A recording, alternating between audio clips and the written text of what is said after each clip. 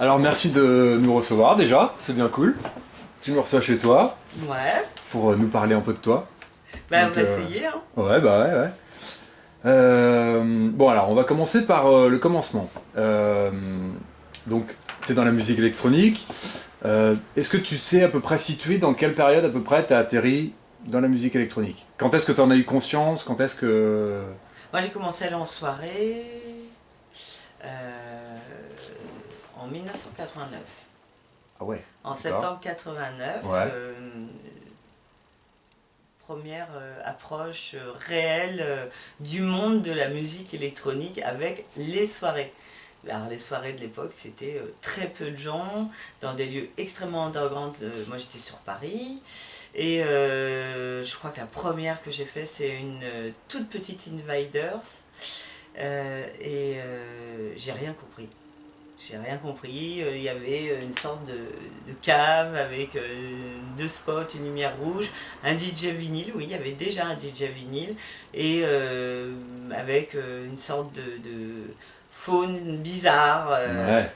de gens Mm. mélangés de styles, et avec quand même, ouais, faut le dire, de la drogue Ouais bah du ouais ouais. Ouais. moment. Moi, j'étais pas du tout là-dedans, donc on a eu un peu peur avec mon ami. Et on a mis 6 mois avant d'y retourner. Et vraiment, le point de départ, ça a été janvier 90. Et là, il a D'accord. commencé à avoir des soirées avec des petits flyers. Et c'était parti pour une aventure extraordinaire, quoi. Voilà, donc moi, entre-temps, j'allais dans les clubs. D'accord. Il y avait le Boy, où il y avait du son électronique. Et j'ai commencé une carrière de bobo danseuse pour Laurent Garnier et David Guetta, Cool. qui étaient DJ tous les deux. Ouais, c'était super cool. C'était une aventure aussi folle, de soirées très colorées, avec oui, du son électronique quand même. Du son électronique, et des DJ. Donc Garnier et Guetta, même si on crache beaucoup sur Guetta, David Guetta était DJ Non. hip-hop, Bah oui ouais c'est c'était ça un à DJ l'époque. vinyle, Mm.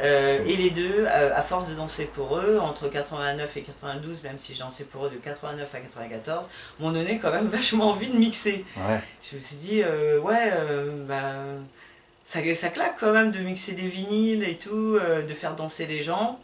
Et en 92, ouais, j'ai commencé. En 91, j'ai commencé à acheter des vinyles, fin 91. Et en 92, ouais, j'étais déjà, ça y est, j'étais en train de commencer à mixer chez les potes. Parce que j'avais pas d'argent pour m'acheter le matériel. Je savais même pas si j'allais vraiment rester là-dedans. Donc j'ai installé mon matériel.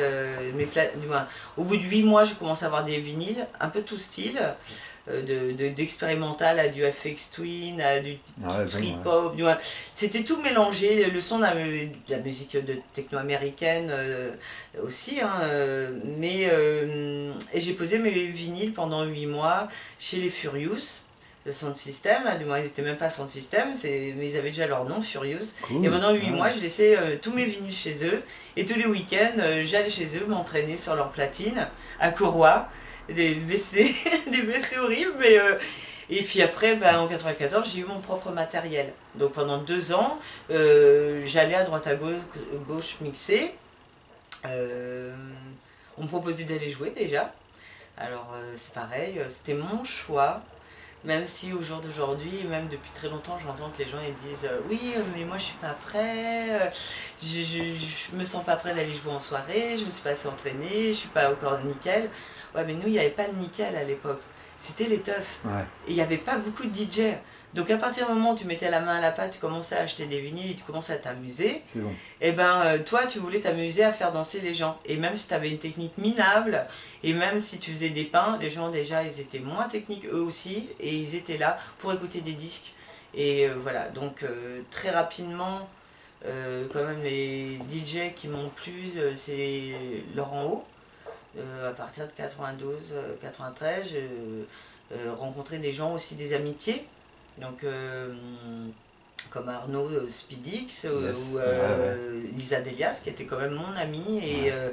qui venait chez moi, qui me donnait des vinyles, des test pressing quand j'étais trop déprimée, comme le Mokum 35 en 94, J'ai voulu quitter le milieu du hardcore parce que je l'aimais plus. Je le trouvais déjà trop un peu starisation, pas cool.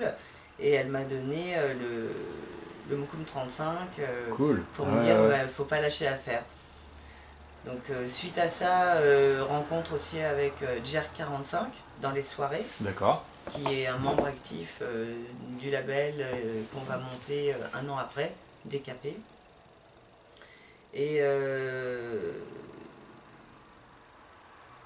moi, ça fomentait déjà. Je me disais, ouais, bon, il y a des bons disques, je kiffe de mixer, j'aimerais bien composer quand même. Ouais, bah ouais. Et effectivement, Monsieur Lagrèze et GR45 avaient commencé à monter ce projet, DKP, sans moi, puisqu'ils avaient choisi une autre personne et étaient sur le projet de monter un petit 45 tours, du moins de créer un petit 45 tours. Et une face, un garçon, hélas décédé, qui s'est suicidé, et ils étaient presque arrivés à faire le disque. Et là, ils se retrouvent, bah non, il manque la personne, il n'y a pas face B, quoi. Et oui, le GR45 qui me fréquentait en tant que teufeuse, connaissait en tant que DJ, me dit ça te brancherait de venir composer dans DKP. Je suis j'attends que ça. Ah ouais, cool. Alors voilà, il faut y aller. D'accord. Et c'était parti, et puis donc c'était parti aussi pour ici, c'est-à-dire Rambouillet, Ouais. la ville que j'aime. Parce que la forêt, parce que c'est la nature, un peu loin de Paris pour se ressourcer. Et je suis partie au même moment où j'ai commencé à composer dans DKP à Rambouillet. Et je suis moins sortie, j'ai commencé à lever le pied sur ouais, les folies que nous faisions, qui étaient chouettes, qui étaient psychédéliques, qui étaient fabuleuses, qui nous ont emmenés loin. Je ne regrette pas cette période de 89 à 95, extraordinaire, plus festif, plus on fait du n'importe quoi. Mais on y va, et on y va, on y va. Et là, on devient sérieux un peu. Je rentre dans un groupe et on va faire des disques. Parce que avec DKP, ils n'étaient pas toujours dans le délire, on va faire des vinyles. J'ai dit non, on compose pas, on va pas passer un temps fou à composer pour juste s'écouter notre musique, on va faire des disques. Et donc l'aventure a duré 4 ans. D'accord. Ça a laissé des traces. Une aventure épique, ouais. Ça a laissé des bonnes traces parce que moi je sais que moi j'ai découvert les disques de DKP. Je crois que le premier que j'ai découvert c'est par le biais d'Épileptique, donc c'est déjà sur la fin, c'est déjà tard. On est déjà milieu, en milieu, ouais. On est en 98, 97, 98, mais c'est vrai que c'est déjà bien entamé DKP. Ouais. Et ça a laissé même au niveau visuel, je sais que tout de suite il y avait une bonne identité visuelle. Je vais montrer quelques vinyles. Vas-y.